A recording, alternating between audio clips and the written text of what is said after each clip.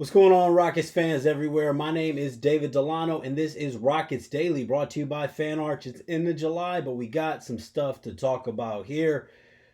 Summer League is now over. Regular season, preseason, not yet here. There's some time away, but the Rockets are not finished building their roster. And there's been a lot of moves around the NBA on the daily. There could be, as I'm recording now, there could be more news before this video even drops. As yesterday we talked about Chris Paul, and shortly after that, Chris Paul signed with the Los Angeles Clippers. My name is David Delano. This is Rockets Daily, brought to you by Fan Arch. We appreciate it if you would go ahead and subscribe to this YouTube channel. Leave a comment if you're moved enough. Any topics that you want to talk about with the Rockets off season, we're going to be diving into those, especially throughout the off season, as there's different developments. You may be wondering what's there to talk about, but there's definitely things to discuss. You can also follow me on X at Get Sports Strong. Let's go ahead and get into today's show. So, if it's your first time following, welcome. If you've been watching the show daily, you know that we've been talking about one of the big topics for me, and I think that for this roster, and for you fans out there who follow this team, is the depth at guard play, right? We talked about, obviously, with Fred, how much can he handle? That's going to, time to be, that we'll find out. We'll find out. But Reed Sheppard, nationally right now, especially with Summer League, has been a big focal point as far as whether or not he'll take the step, how much he can contribute to a championship roster. Reason, just recapping that a little bit, we've been talking about different guard options, right? So yesterday I mentioned, and a lot of you guys in the comments, people have been fans of Chris Paul coming back. I didn't personally think that him going to the Clippers with James Harden was the best fit, but hey, it's his decision, and that's exactly what happened. He's going to the Los Angeles Clippers. Don't think he'll win a chip there. This just looks, this looks like this is a Clippers team all the way. I've been seeing those memes about as far as who's going to stop this Clippers team. You see James Harden, you see Bradley Beal, you see Kawhi Leonard, and it's like, who's going to stop this team? And it's one that I saw, it says, questionable, doubtful, and out. So, but Chris Paul, he decided to go back to the Clippers. Clippers still, according to DraftKings right now, they're 10th in championship odds, but they started off about a week and a half ago, they were plus 3,000 and plus 2,800. Now they're plus 2,200. So the odds for, if you follow those Vegas odds, the Clippers are getting a little bit of a better chance, but right now Rockets still number 2 according to DraftKings at plus 750, distant second behind Oklahoma City, but still second right now. And some books, have the Denver Nuggets ahead. But with Chris Paul joining the Clippers, there's still a need for another addition to be added to this Rockets team. Been a lot of names that we've talked about, a lot of names that are gone now. Dame Lillard was probably more of a little bit of a fantasy, but it would have been nice, obviously, going back to Portland for a lot more money than what the Rockets could offer him. Bradley Beal, a lot of other guys. So as we're talking about this, when we really think about what this team needs, and still, I believe a veteran presence needs some three-point shooting. We talked about the Summer League, Kennedy Chandler, some of the different guys in the Summer League, if they could contribute. Overall, the three-point shooting in the Summer League was horrific.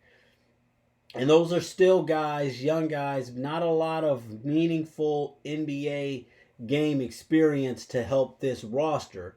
So, with Chris Paul no longer on the board, with a lot of names that we've been talking about on the summer not on the board, with Seth Curry, somebody I've talked about, we'll see. I don't think that he doesn't seem to be on the Rockets' radar.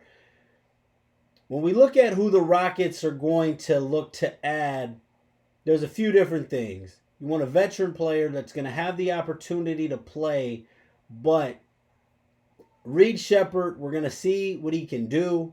Brett made a great comment. There have been a lot of great comments as far as reevaluating this team in January.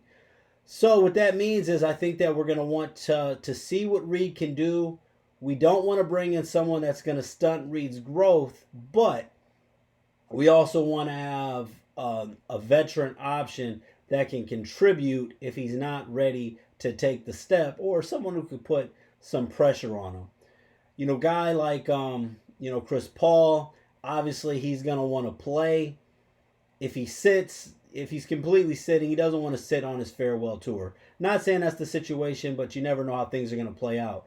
So we need to look at some guys that will be comfortable playing their role, whether they're playing 60 games, whether they're playing 25 games, that can step up when needed. And I'm looking at some guys out here. One guy that hasn't really been talked about much at all is Alec Burks, who played last season with the Miami Heat. And there's a few different reasons that I think that Burks would fit in nicely. That Burks would fit in nicely with this roster. So last season, first of all, for Burks, let's go ahead and just take a dive into it. And for those of you who aren't familiar with him, so first of all, Alex just turned on July 20th, just turned 34 years old. This is a guy spent last season with the Miami Heat. Overall, he played 49 games. He started 14 games, averaged 7.3 points per game.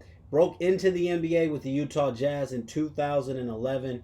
Spent a lot of time with the Utah Jazz. Brief stint with the Cleveland Cavaliers. Very brief with the Sacramento Kings. Played with the Golden State Warriors, Philadelphia 76ers, New York Knicks, Detroit Pistons. So this is a guy who has been around.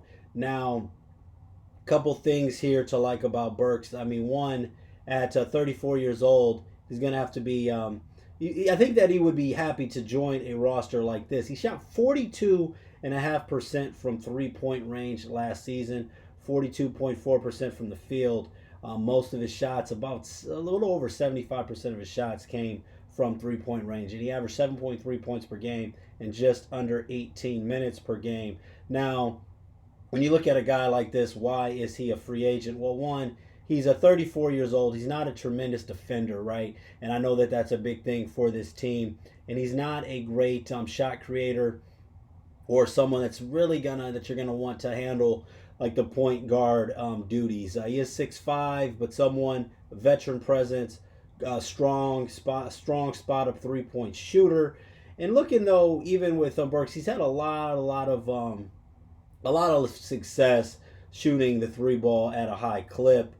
For his career, just under 37% from three-point range in the playoffs, and that's in 29 career playoff games. In the regular season here, a lot of experience overall, and I think that he's someone that could definitely help this team with shooting, could definitely help add another veteran presence. But at the end of the day, 38.6% three-point shooter for his career during the regular season in 791 career games. So Alex Burks, somebody that we haven't really seen talked about too much. Big combo guard. Like, he does have some limits on the defensive end, and not someone that you're going to want to really put a heavy workload on, but also not going to interfere with the development of these young players. I think right now he'd be a strong option. Who knows, by the time this drops, he could be re-signed with the Miami Heat.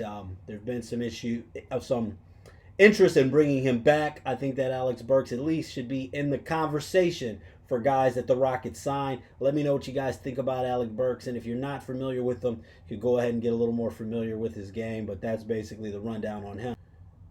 So another guy that came up in the comments that's been talked about a little bit now is DeAnthony Melton, who 6'3", only 27 years old, broke into the NBA in 2018 with the Phoenix Suns. But he was drafted by the Rockets and traded away, though never played for the Rockets. Overall, Melton, some of the things here, with some of these guys still out on the market, I think with the Summer League, wanted to look at the young guys, some different two-way player options, and the Rockets may not bring in either of these guys, but Melton's someone that's kind of 27 years old, been forgotten about relatively quickly. Someone who averaged more than 9 points per game in his career, and averaged 10.3 points per game last season. But to say last season is a bit of a stretch.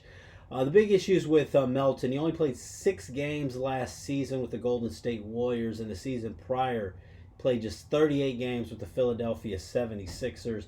Back in 2022-2023, he did play 77 games for the Sixers, started at 58. He averaged 10.1 points per game. In that season that he played 77 games, and he shot 39% from 3. He shot 37.1% from 3 last season, but that was only in 6 games. Now, the big thing with Melton, 27 years old, but even when we talk about age here, not old on paper, but he's rehabbing from an ACL injury from last season.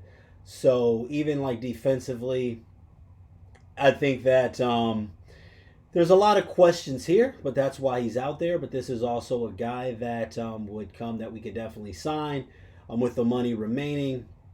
And he would be in a definitely a prove-it situation with a lot to play for, I think, accepting his role. So DeAnthony Melton, definitely another guy out there to talk about. And there's some more options that we'll get into. Malcolm Brogdon, Russell Westbrook, if they're still out there, will as we get through this offseason, until the Rockets make some more decisions with these with this final roster spot, or 14th and 15th roster spot, we will go ahead and continue to talk about it. So let me know if any of you have any thoughts on DeAnthony Melton. And now another thing here, especially as we have some time with the offseason, I'm a big history person, no matter what area it comes into, and basketball history. 1974-1975 Houston Rockets season. I was not here yet, but we're going to go ahead and talk about that just a little bit. This was a little bit of a step-up season for the Houston Rockets. Went 41-41 that season and qualified for the playoffs. Actually beat the New York Knicks in 5 games in the first round of the playoffs before losing to the Boston Celtics in the next round. Rudy Tomjanovich averaged 20.7 points per game to lead the team in scoring that season. And Calvin Murphy, 24.4 points per game in the playoffs. So 2 obviously historic names in Houston Rockets history who led the team to the playoffs in that 74-75 season. The Rockets started off in San Diego, as we mentioned, and had some troubling seasons, but the 74-75 season was an exciting season in the playoffs. Started to build, team starting to build up a little bit. So that's just a little bit of some fun facts there with Houston Rockets history going back to that 74-75 season. My name is David Delano. This is Rockets Daily. I appreciate it if you guys would go ahead and subscribe to this channel. Thanks so much for watching. Go Rockets as always. Be safe out there and be good to each other.